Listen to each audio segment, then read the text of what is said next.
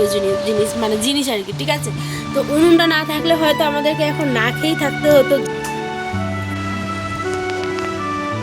Hi everyone, welcome back to our new video. কেমন আছো সকলে? আশা করছি ভালো আছো, সুস্থ আছো। আমার নতুন ভিডিওতে সকলকে জানাই স্বাগত। জানো তো, গতকালকে ভিডিও দিতে পারিনি, শরীরটা এত পরিমাণে অসুস্থ ছিল, কি বলবো আর তোমাদের। একেবারে অনেক অনেক অনেক কষ্টে আজকে একটা সুন্দর ব্লগ তোমাদের জন্য শুধুমাত্র রাত্রি জেগে এডিট করেছি, ঠিক আছে, কারণ শরীরটা একদমই চলছিল না।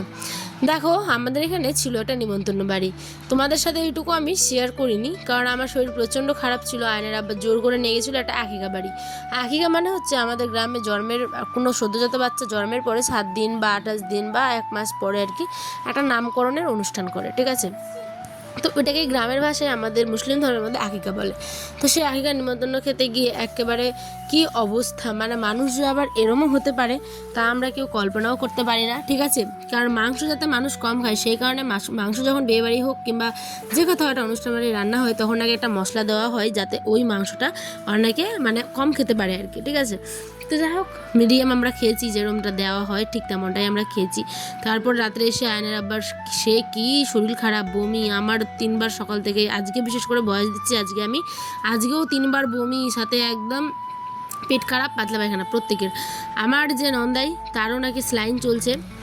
মানে আমাদের গ্রামের কম বেশি সবারই বিয়েবাড়িতে গিয়ে এমন মানে খাবার খেয়েছে যে সবারই অসুস্থ আর কি, ঠিক আছে। তো কি করবো, এটা ছিল আমার অনেক দিন আগের কিছু ক্লিপস, তো আমি ভাবলাম চলো বন্ধুদের সাথে শেয়ার করা যাক।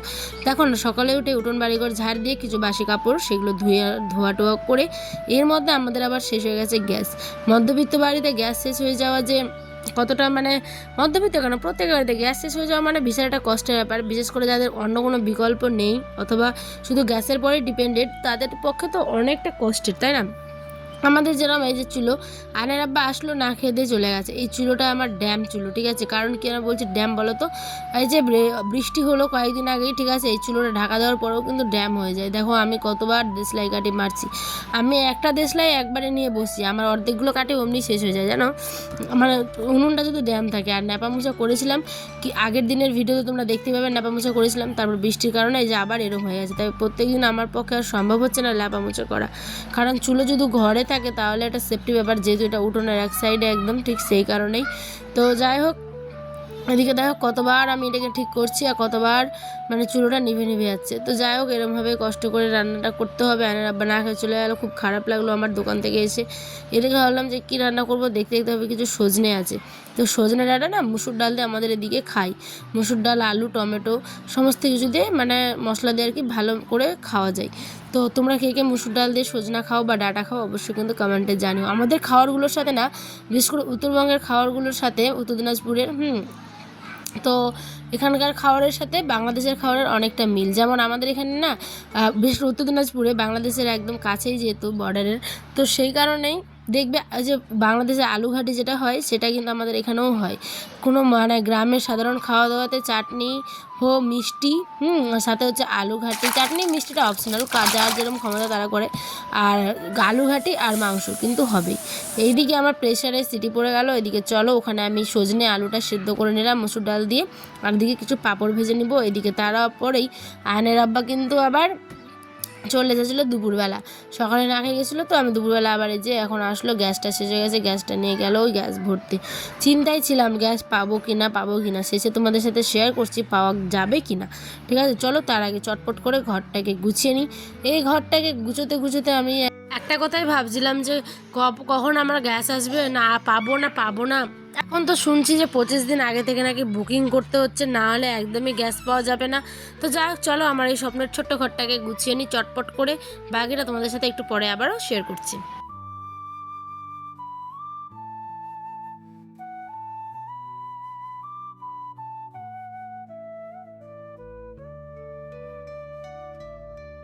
মেঘলা মেঘলা ওয়েদার, একদম কখনো রৌদ্র তো কখনো বৃষ্টি, এই চলছে হচ্ছে আমাদের এখানকার ওয়েদারে। দেখতেই পেলে সমস্ত রান্না, বিছানা গুছানো থেকে শুরু করে সমস্ত কিছু কাজ আমার কমপ্লিট। এইবার একটুখানি বসলাম। আয়ানোর বাবা গেছে হচ্ছে গ্যাস আনতে, যাই না গ্যাসের সমস্যাটা কতদিন এইভাবে আর চলবে, ঠিক আছে। আমি জানি তোমাদের প্রত্যেকেরই গ্যাসের এই সমস্যাটা হয়তো ফেস করতে হচ্ছে। আর আমাদের তো আগে এরকম হয় না, আর আমরা তো গ্রামে থাকি, তাই আমাদের একটুখানি হলেও চিন্তাটা আর কি কম, ঠিক আছে। কারণ আমরা জানি যে একটু মানে কিছু না হলেও উনুনটা আছে, ঠিক আছে। আর আমি যে এত বুদ্ধি করে উনুনটা দিয়েছিলাম, তাহলে তোমরা এখন ভাবতেই পারছো যারা আমার ডেলি ব্লগ দেখো, যে একটা গ্রামের বাড়িতে উনুন থাকা কিন্তু ভীষণভাবে প্রয়োজনীয় জিনিস, মানে জিনিস আর কি, ঠিক আছে। তো উনুনটা না থাকলে হয়তো আমাদেরকে এখন না খেয়েই থাকতে হতো, যা বর্তমান অবস্থা হয়েছে দেশের, তাই না। তো সেই কারণেই আমি কিন্তু উনুনেই রান্নাটা করলাম, তোমরা দেখতেই পেলে কি কি রান্না করলাম সমস্ত কিছু। এবার তোমাদের দাদা ভাই আসবে, তখন ও খেয়ে দিয়ে কিন্তু যাবে হচ্ছে দোকান, স্কুল, এই সমস্ত জায়গায়। তো চলো, জানি না কতদিন এইভাবে চলবে। তো যাই হোক, আর এখনও শিওর নই আমরা যে গ্যাস পাবে কি না আদৌ। গ্যাসে যদি পাই তো ভালো, আর এদিকে ওয়েদার একদমই খারাপ, পুরো মেঘলা মেঘলা ওয়েদার।